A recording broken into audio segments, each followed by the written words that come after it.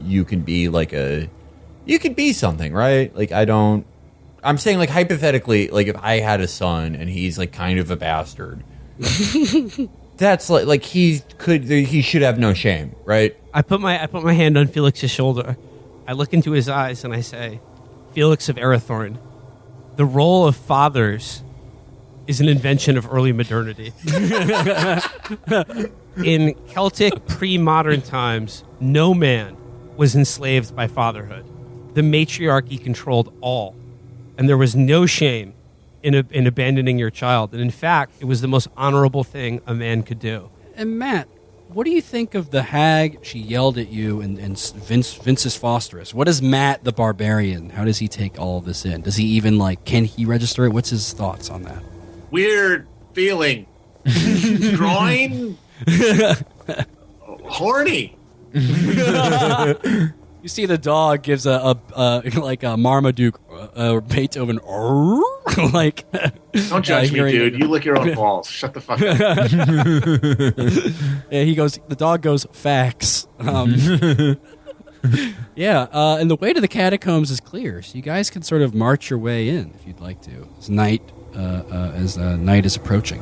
Night's approaching. Can we sort of can we camp down for the night and I don't know, maybe eat some food and restore some health? Because before going into the catacombs, I think we should probably top off. Mm-hmm. Yeah, you guys can take what folks at home call a short rest. So you can rest for an hour or so.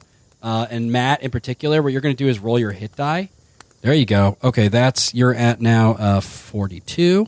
Will, you got good berries. Okay, yeah, I'd like to conjure some good berries for the boys. Yeah, so you conjure some good berries. So it's 10 hit points you can get back from that. So you can share, and you could split it up, obviously, among the berries. And they sustain you for 24 hours of hunger. So you don't need to eat your rations.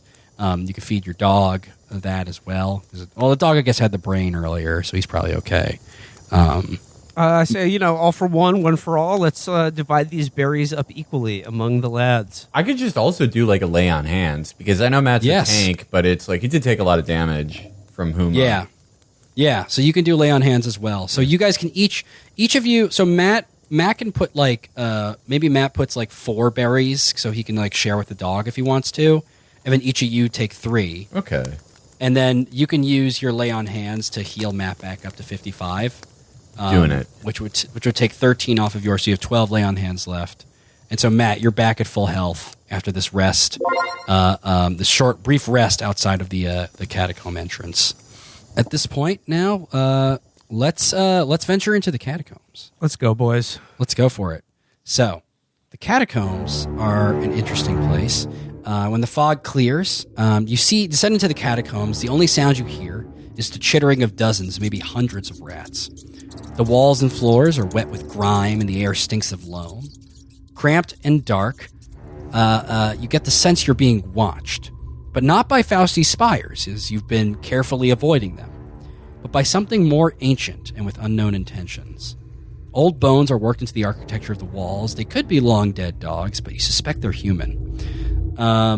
And likewise, your dog, Matt, is intermittently growling at the rats, growling at random things in the wall, just kind of generally spooked here, and looking for guidance from you on that. Okay, dude, what's going on, man?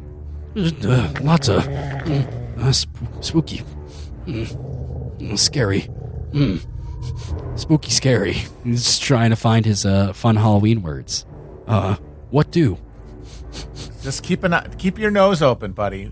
Just if you smell anything it's near us, you think it's gonna be a threat, just go crazy. Let me know what's going on, okay? And if it does happen, just close your eyes and pretend you're in a nursery. Okay.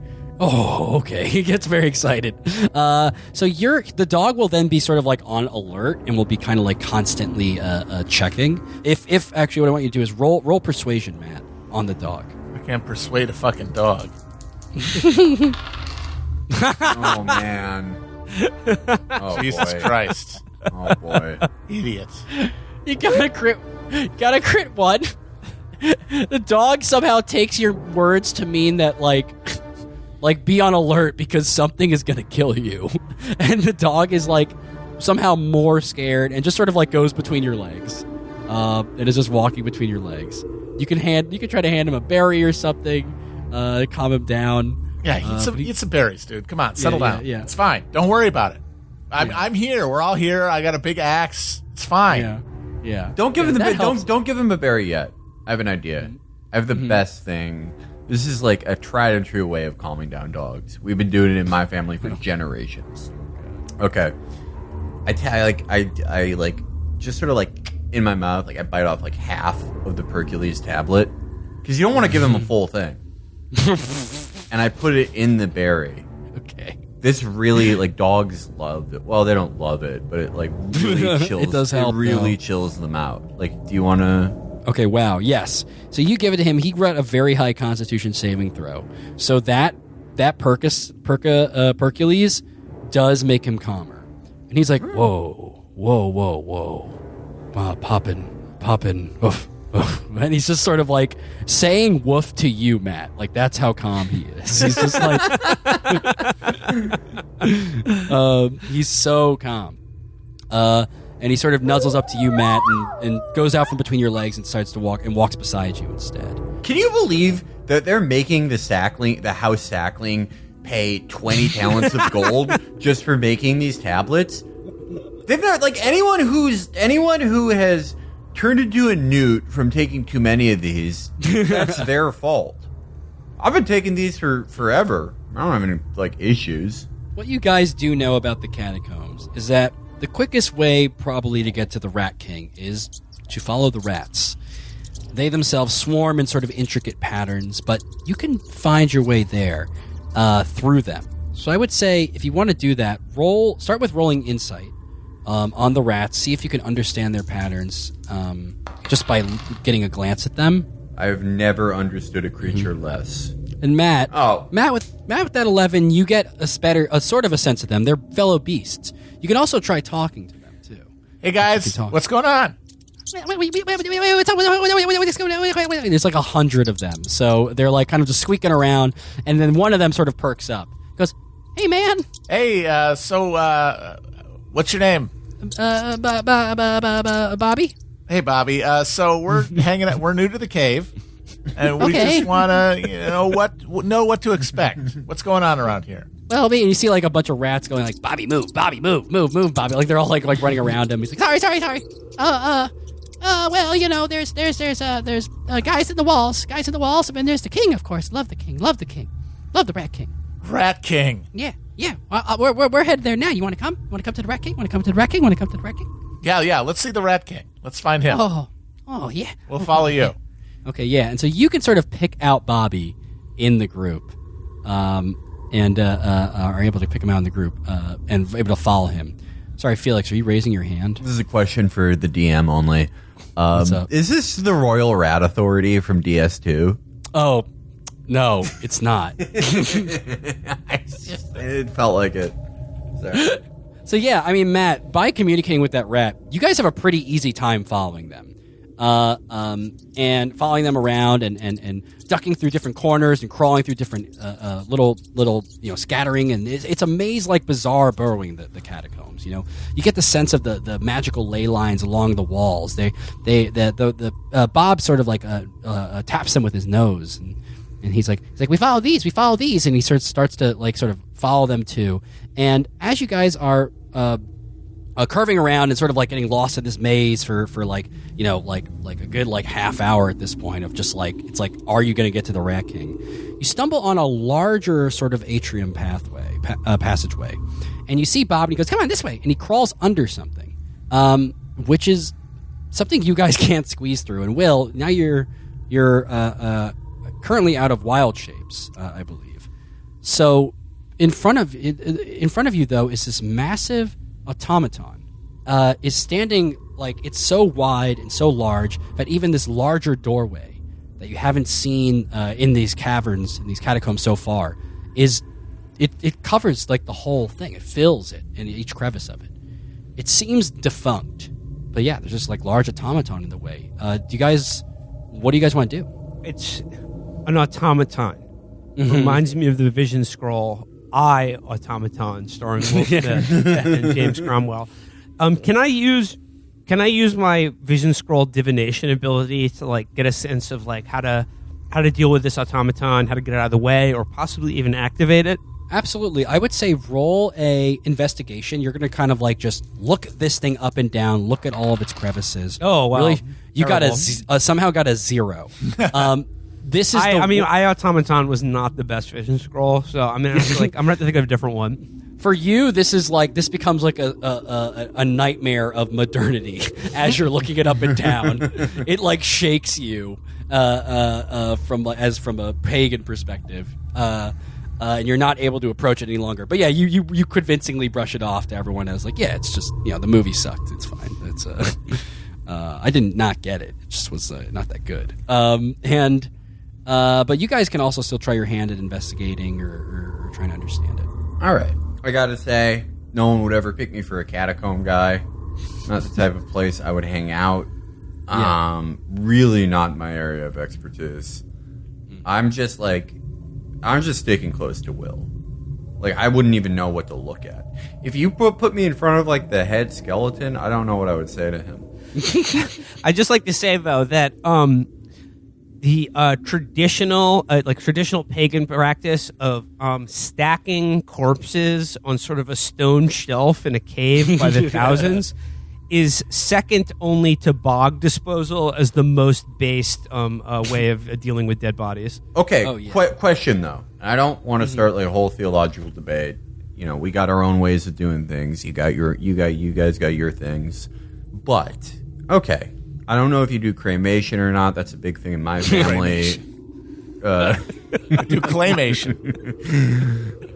I don't know what you guys do. I mean, I'm assuming like Matt, you just like usually when you've seen someone die, you're just like when you kill a deer and you're like, oh, what's that? They're just lying down and you go about your day, or you just put them on a mound. Being a woods person, Will, you've said like throw them in a bog, but like this. You just have like an underground like rat city.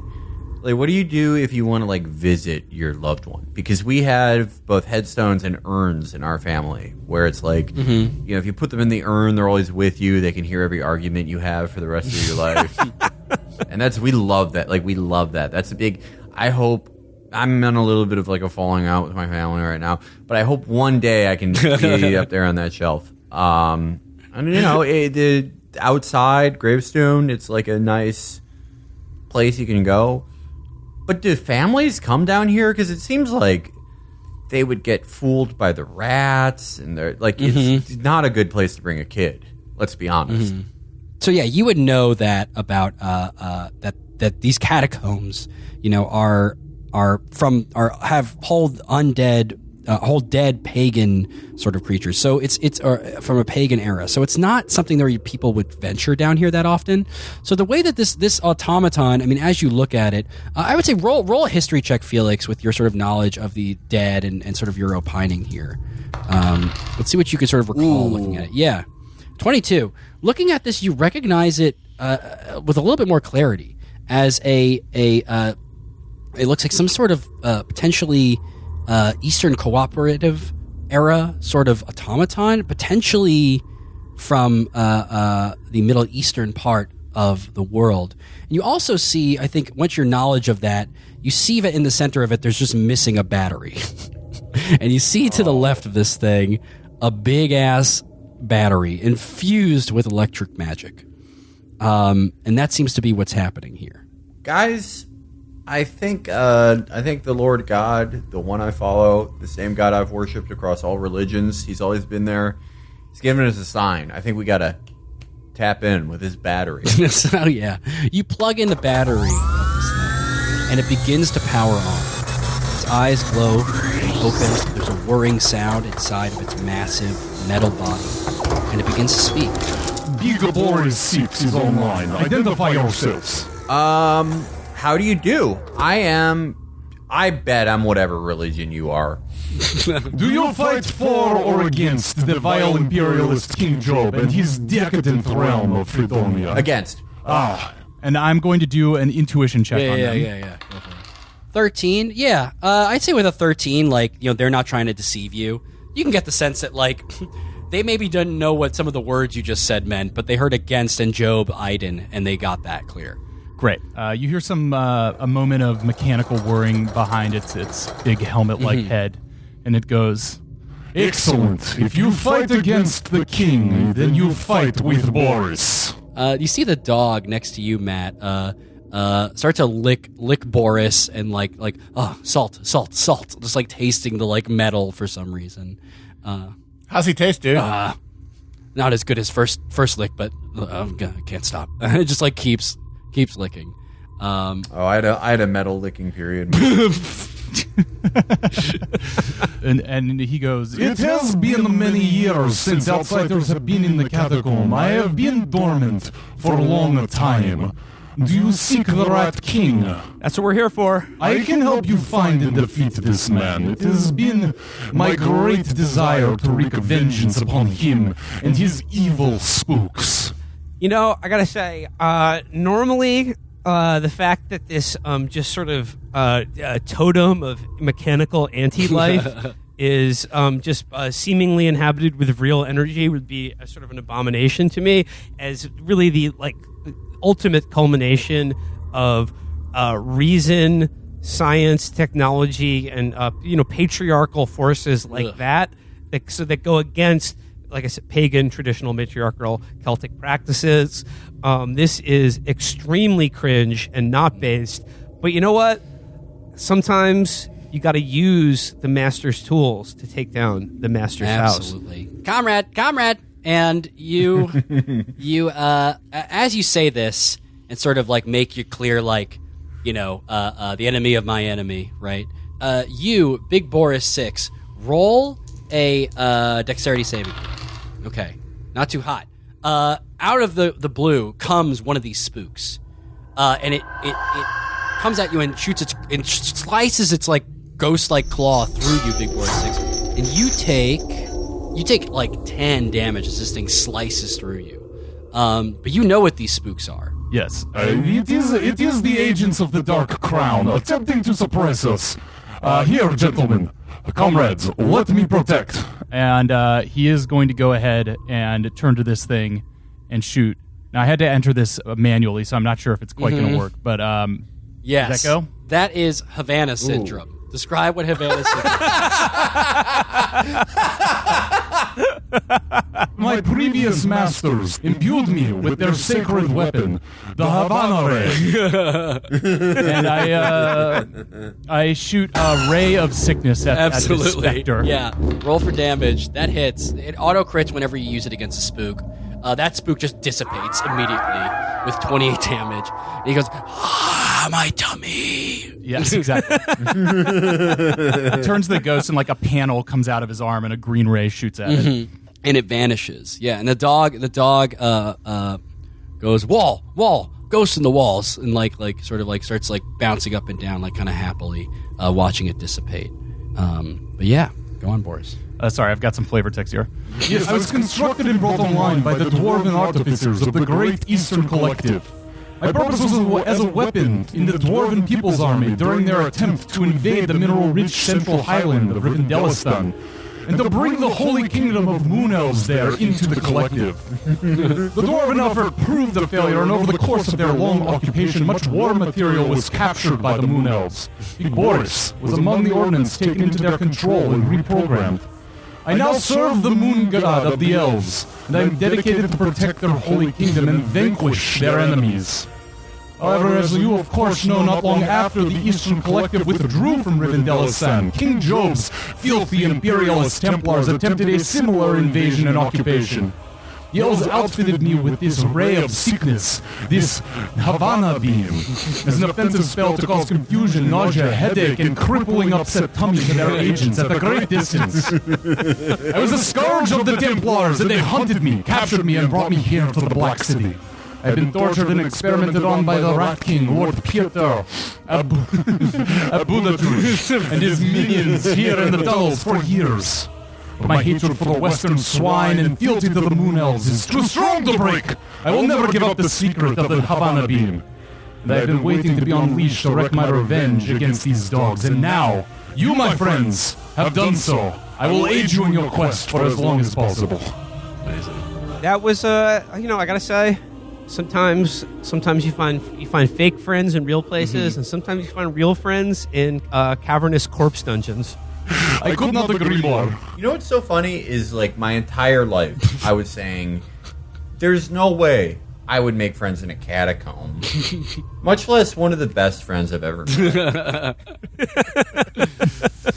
Boris, thank you for making a real asshole out of me.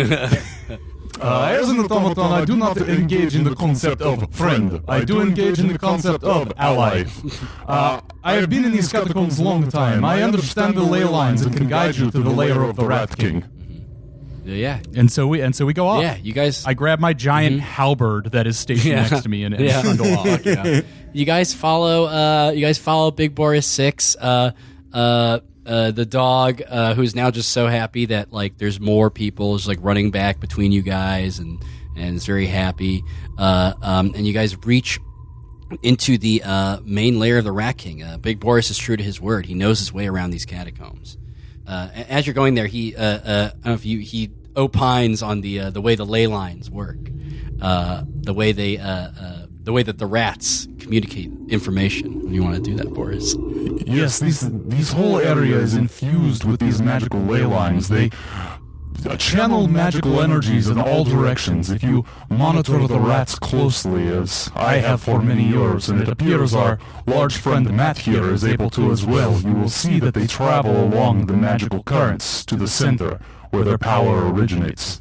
You must beware of the Rat King, though. Though he may be weak in person, he commands an army of rats and an army of spooks who can do his bidding. That's right. And as you guys wander closer and closer towards the center of where the Rat King is, the chittering of the rats warps into the lurid rush of transportation, from footsteps to the pounding of hooves to Magitech rail cars to airships and more. It's deafening. It's like a constant assault of sonic traffic, just like blasting in your ears.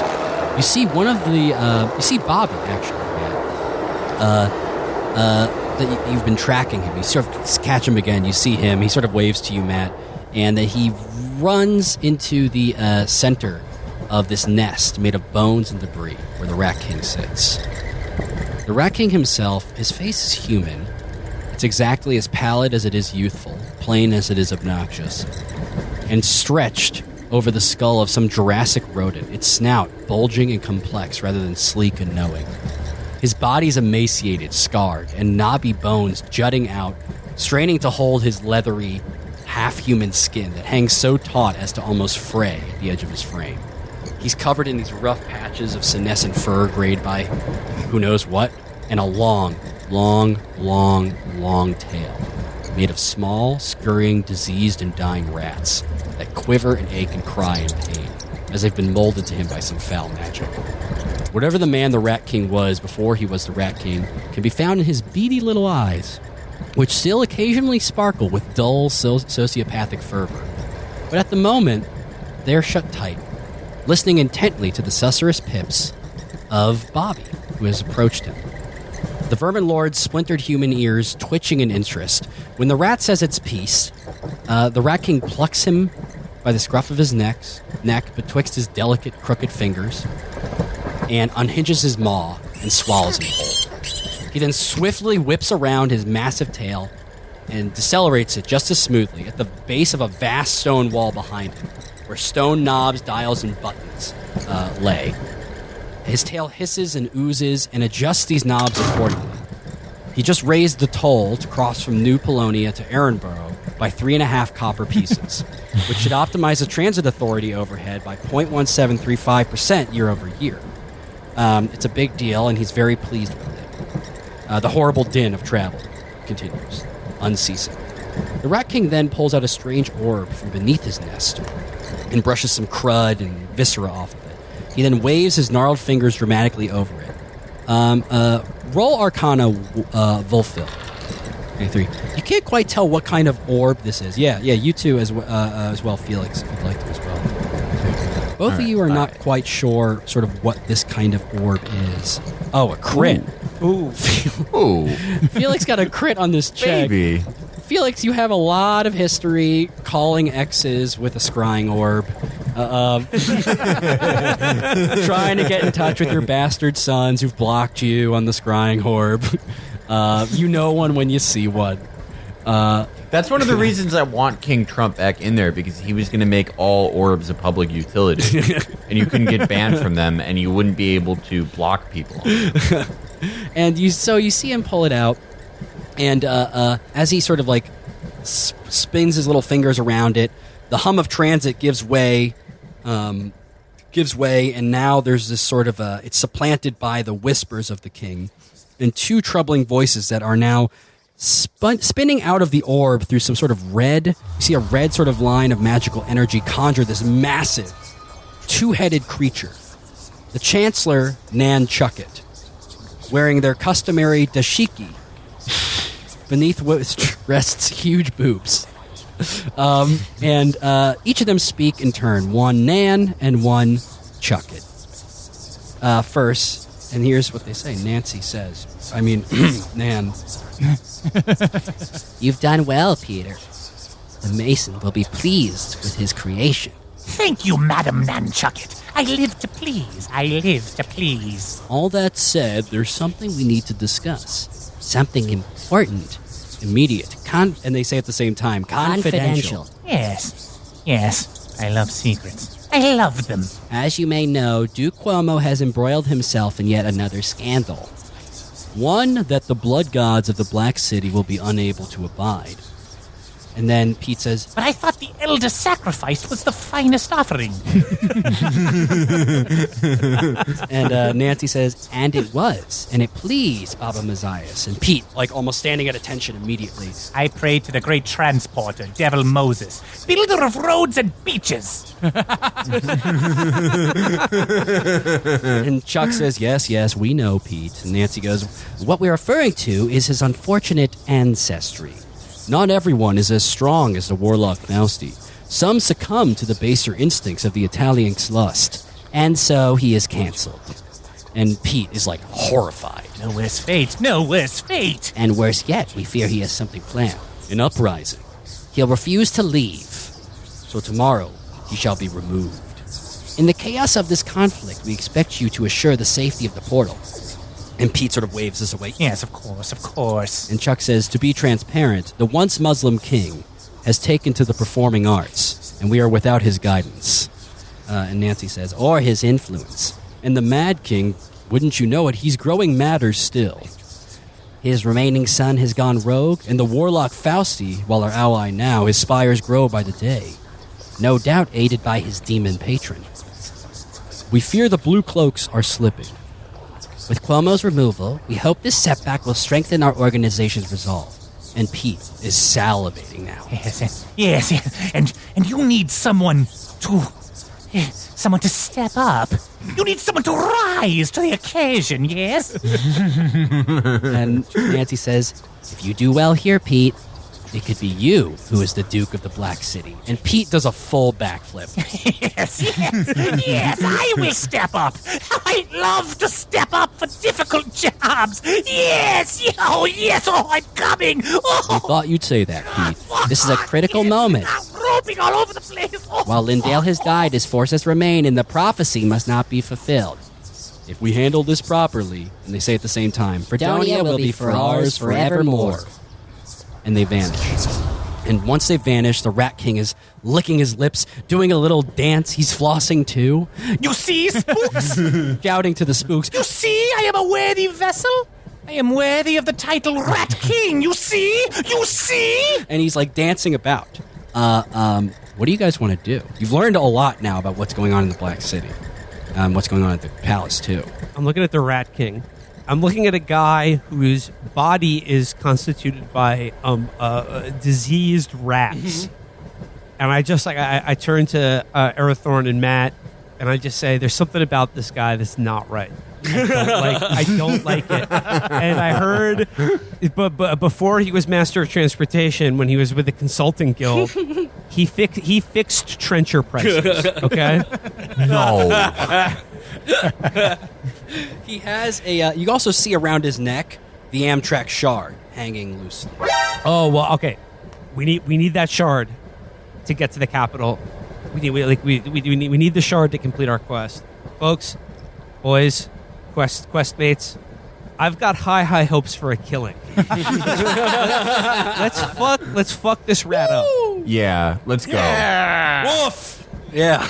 It has been my desire for years. I would like to turn to Wolf Will and before we start this attack and say, comrade, I sense a distrust for my mechanical exterior. Before we begin, I would like to impart a gift of the magics given to me by the Moon Elves, and I cast Mage Armor. Fuck yes. On Will. Ooh. All right. This is a traditional spell of the Rivendell people, and that's just going to give you a higher It's AC. based. It's based. It's very based. okay. Yeah, so you now, Wolf Will, you should have an AC of base AC. Oh wow, shit. Okay, cool. Yeah, I think you'll have an AC of 17 now, so that's pretty fucking good. Let's go. Yeah, so you're gonna be a much more fearsome ally this way. And then I would go on to say, if the three of you want to focus your attacks on the Rat King, I will do my best to defeat his spooks and rats. You use that Havana ray. You tank the spooks.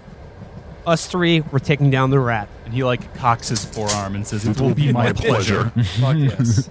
Okay, so yeah, what's your guys' plan of action? Are you just gonna charge? Do you have something you want to do? Matt, do you want to enter a rage? Do you want to sick the dog on them? What do you guys are thinking? Oh, I'm thinking I'm gonna rage. Hell yeah. Yeah, be likey. Matt, you enter into a rage. The spirit of the dire bear around you. You're not close enough yet, but if you walk towards Pete, he will have to roll to see if he's afraid of you.